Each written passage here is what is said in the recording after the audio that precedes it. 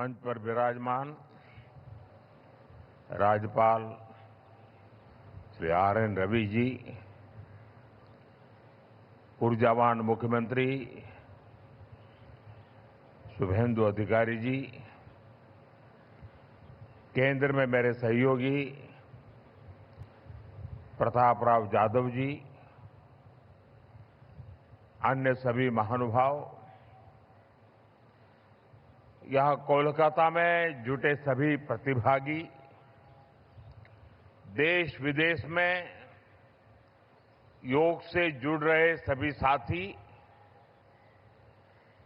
और मेरे प्यारे देशवासियों,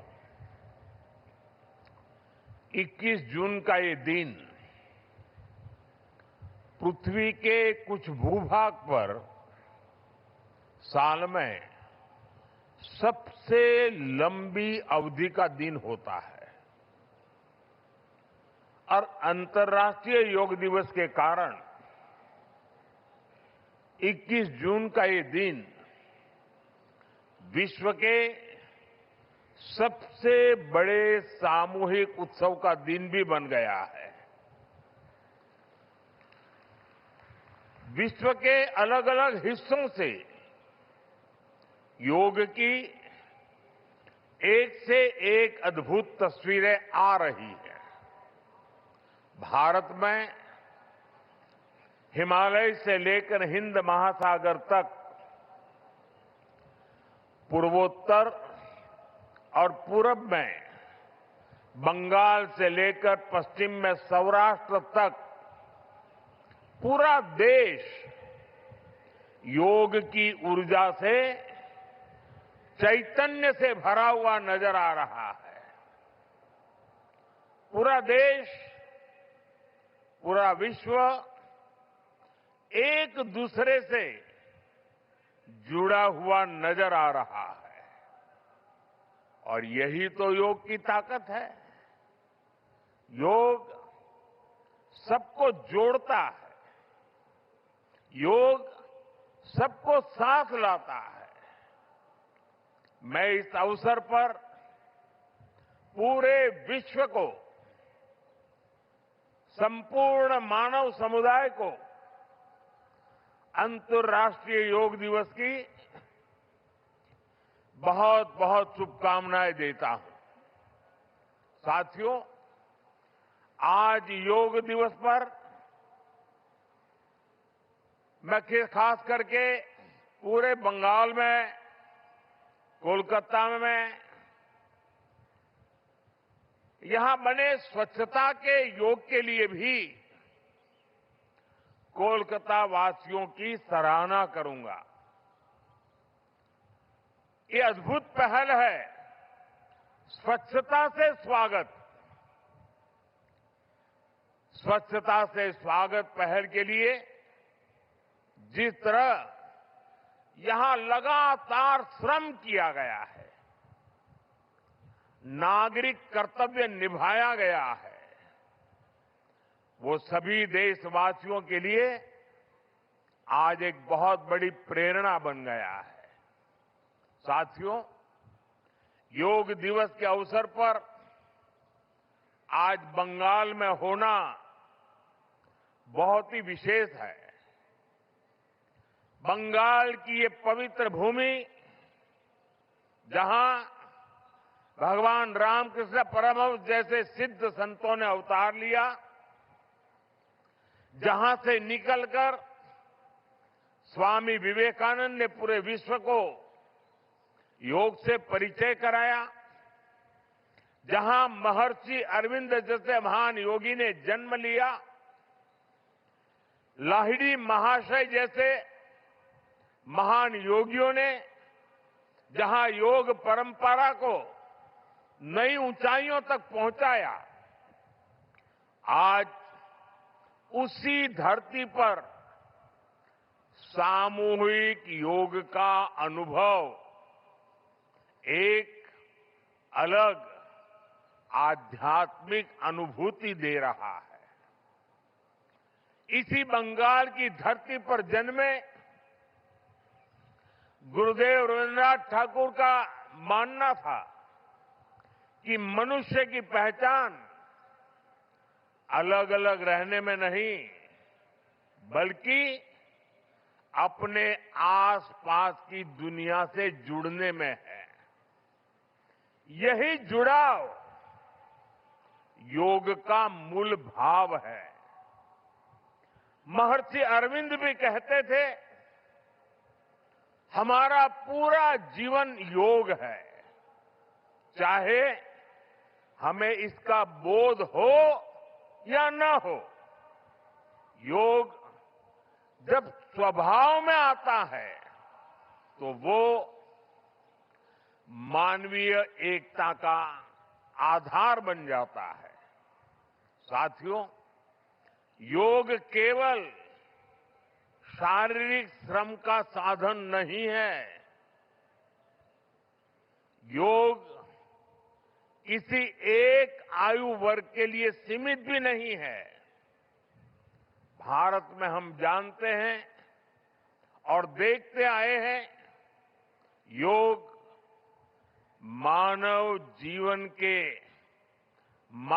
के जीवन का चेतना के साथ, ऊर्जा के साथ एक प्रकाश भी है। इसलिए इस वर्ष अंतर्राष्ट्रीय योग दिवस की थीम रखी गई है, योगा फॉर हेल्दी एजिंग। उम्र बढ़ने पर भी हम स्वस्थ रह सकते हैं, हम ऊर्जावान और सक्रिय रह सकते हैं। योग हमें इसके लिए मार्ग दिखाता है। Friends, when we speak of yoga for healthy aging, it means that we can work to ensure that age does not reduce human potential. Yoga can help human life to aspire for constant growth. Our target must be to be more flexible at 40 than we were at 20.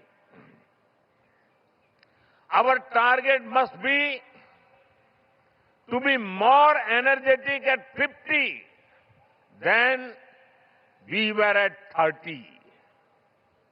Our target must be to be more resistant to lifestyle disease at 70 than we were at 50. This is where yoga can help us. It helps us tune our bodies to be flexible. It keeps our energy level high. It also helps us maintain a calm, stress-free life and